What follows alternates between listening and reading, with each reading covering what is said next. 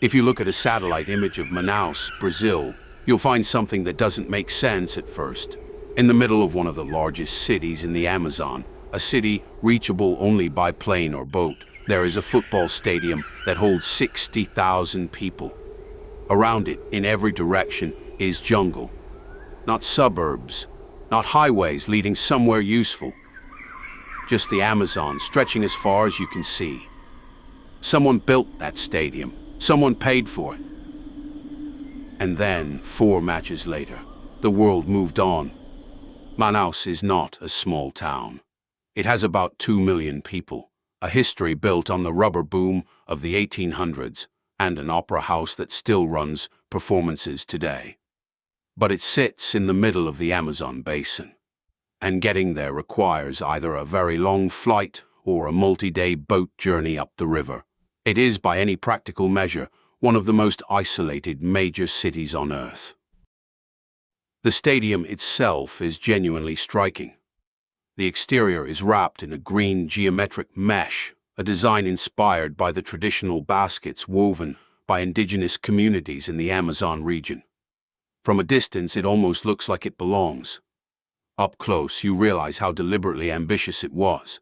This wasn't just a venue, it was a statement. Building it was a logistical nightmare. Every piece of steel, every panel, every bolt had to be shipped up the Amazon River because there was no road large enough to carry the materials.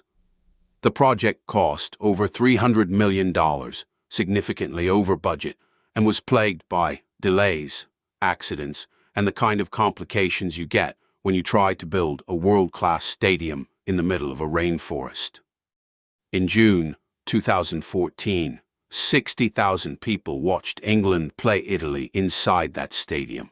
It was 32 degrees with humidity so thick that players were visibly struggling by halftime. Italy won 3-2. It was a good match. Then came the USA against Portugal, Ivory Coast against Colombia, and one more group stage game. 4 matches in total. After that, the tournament moved elsewhere, and Manaus was left with a 60,000-seat stadium and absolutely no plan for what came next. The Amazon doesn't wait. Within months of the World Cup ending, the humidity began doing what humidity does in that part of the world, finding every crack, every surface, every neglected corner. Maintenance in Manaus costs significantly more than it would anywhere else in Brazil, because the climate is relentless. You stop maintaining something there, and the jungle starts reclaiming it almost immediately. The local team, Amazonas FC, occasionally plays there. When they do, the attendance figures hover somewhere between 4,000 and 8,000. In a stadium built for 60,000, that's not a crowd, it's a reminder. The empty seats outnumber the fans by a ratio that makes the whole thing feel slightly surreal, like a party where almost nobody showed up.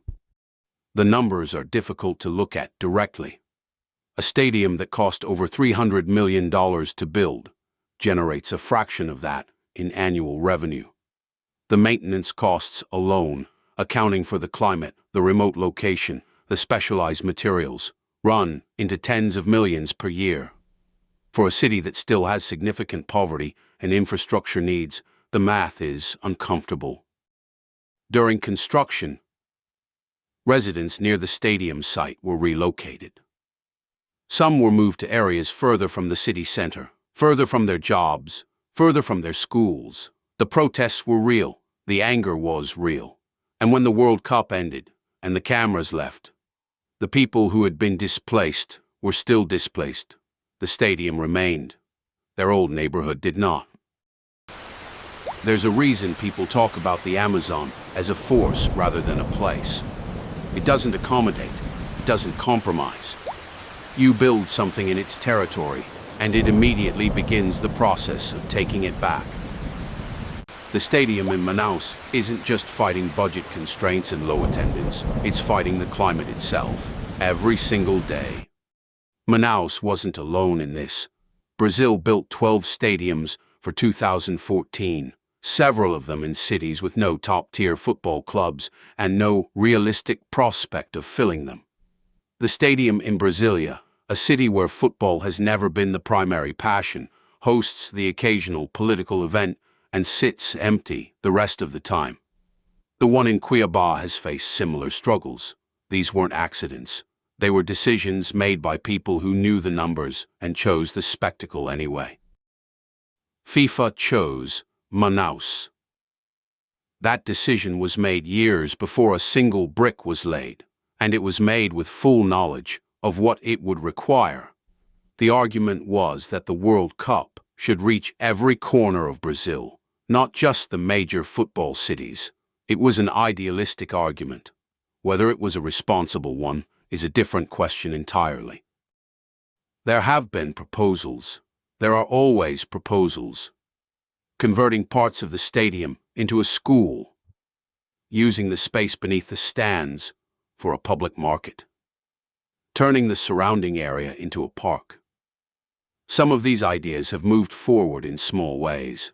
None of them have solved the fundamental problem, which is that a 60,000-seat stadium is an enormous, expensive thing to repurpose, regardless of how creative you're willing to be. Someone still cuts the grass.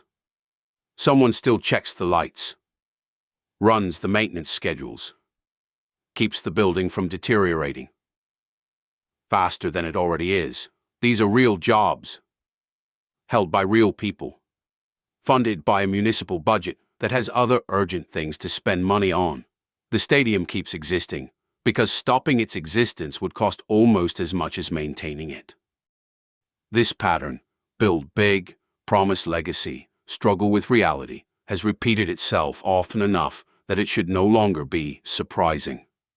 And yet every time a country wins a hosting bid, the conversation starts fresh, as if the previous examples don't exist. The stadiums in South Africa are still there. The stadiums in Greece are still there. The stadium in Manaus is still there. They are all, in their own way, asking the same question. Manaus exists in a kind of permanent negotiation with its own geography. The river is everything. It's how goods arrive, how people travel, how the city connects to the rest of Brazil. Building a 60,000-seat football stadium in that context wasn't just an architectural decision. It was a statement about what the city wanted to be seen as. The question is whether the city got to choose, or whether that decision was made for it. The stadium in Manaus is still there tonight. The lights still work, most of them. The pitch is still maintained mostly. Somewhere in the city, people are going about their lives, navigating a place that is genuinely remarkable, genuinely difficult, and genuinely its own thing, regardless of what a football tournament decided to make of it for 3 weeks in 2014. The World Cup came to the Amazon. The Amazon, as it always does, absorbed it.